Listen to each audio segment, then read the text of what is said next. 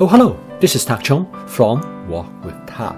Welcome to my YouTube channel. If you enjoyed this video, please like, subscribe, and share.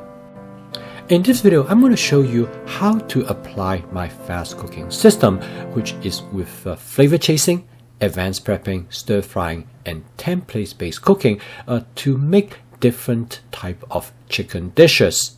As you can see here, by making the adjustment to the basic template, you can create infinite variations.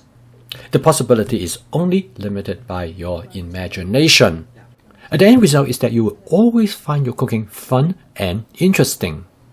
One of my friend Barbara told me that after she has adopted my fast cooking system, she sees new possibilities every time she walks into the kitchen. In fact, she told me that she has yet to cook the same dish twice. If you like chicken, in this video, I'm going to show you a system how to cook different types of chicken dishes. This will allow you to cook chicken with many different variations. But more importantly, it will also allow you to cook chicken anytime you want. You can have chicken any evening you wish without having to plan ahead. In fact, with this system, you can have chicken from freezer to the wok in less than 10 minutes. And then normally you can have chicken served on the table in less than 5 minutes. The first criteria to make this system work is how you advance prep the chicken. When I brought chicken back from the store, I immediately sliced them up in the size that would be suitable for stir frying. This step is critical for the efficiency of the cooking system. There are several advantages to this approach. First and foremost is that when you are ready to cook, the chicken is all ready for you. The second important advantage is that you can now portion the chicken in the size that you want for your dishes. I pack them in Ziploc sandwich bag and I store them in about 8-ounce size. This is the portion that I would like to have in my chicken dishes. I freeze them in a thin layer and then I store them in my freezer almost like files in a file cabinet. Another advantage of this system is that I can thaw out the chicken rapidly by putting them into a sink of warm water.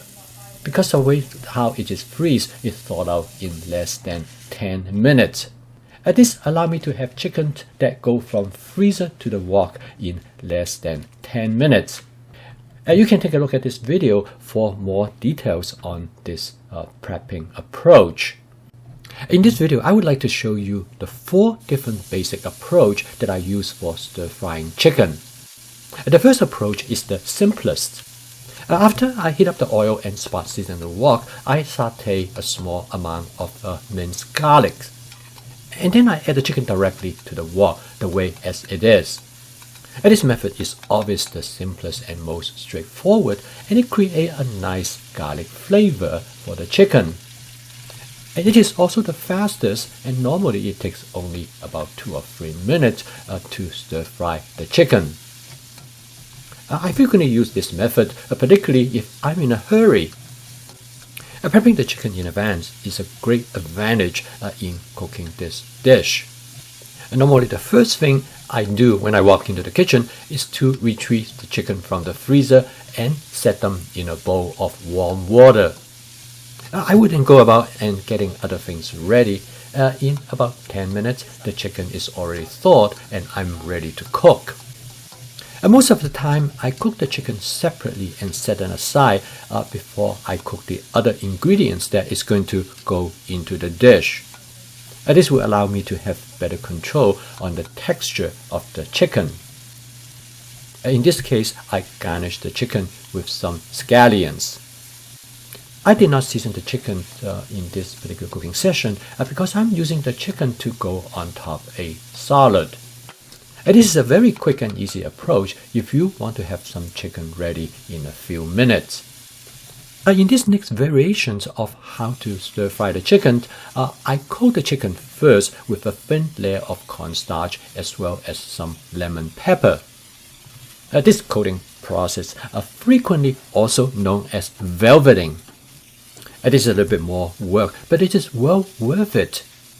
The coating gives the chicken a slightly different texture. Actually, it makes the surface of the chicken more smooth. It also makes the interior of the chicken more tender and moist. This is a method that is commonly used in restaurant chicken. It also gives the chicken a slightly different appearance due to the charring of the cornstarch on the surface of the chicken. And for this dish, I have added some jalapeno pepper as well as some chopped onion. I cook this chicken separately because that will give me better control of its doneness as well as texture. I then set the chicken aside before I combine it with other ingredients to create the final dish. The third method is very similar to the second method. I also coat the chicken in advance with a thin layer of cornstarch. I then use a pair of tongs to separate the chicken and spread them over the surface of the wok. The Cuisinart 14-inch stainless steel wok is very convenient for this purpose because it has a relatively large flat surface area. I let the chicken to fry on one side for about 10 to 15 seconds before I stir fry them. This will give the chicken a slight crispy texture, at least on one side. As you can see here, it gives the chicken a different appearance as well as a different texture. This method is very versatile. In addition to coating the chicken with cornstarch, you can also add other seasoning agents such as lemon pepper, cumin, or paprika. This will give the chicken a distinctive and interesting flavor. The fourth permutation of this chicken stir-fry template is to coat the chicken heavily with cornstarch. I then use a method known as shallow frying. In this case, you need a little bit more cooking oil. This method is actually quite similar to deep frying, except you fry one side of the food ingredient first before you turn it over to fry the other side. Again, having a wok with a larger flat surface area is clearly an advantage. In this case, it is possible for you to spread out the chicken in a single layer over the surface. It usually takes about 30 to 45 seconds to fry the chicken this way. And then I will finish stir fry the chicken. As you can see, there are a lot of flexibility to this method. By extending the amount of time that you're going to shallow fry the chicken, you actually can create chicken almost similar to chicken tender. In this example, I coat the chicken heavily with cornstarch and I lay them out in a flat layer. And I will let them to fry for at least about 30 seconds before I turn them over. Now, I will fry the other side for another 20 to 30 seconds to create the type of texture that I want. This shallow frying method can almost create the texture similar to deep frying but use far less oil. So by using these simple variations of the basic template, you can create chicken that will allow you to use for many different types of dishes. I'm sure this is just a beginning for you, and in fact, you probably come up with many other variations. The end result is that you're always going to make your cooking fun and interesting, that you will never bore and tire of it. And this is what makes home cooking sustainable. Thank you for watching. If you enjoyed this video, please like, subscribe, and share. And I will see you next time.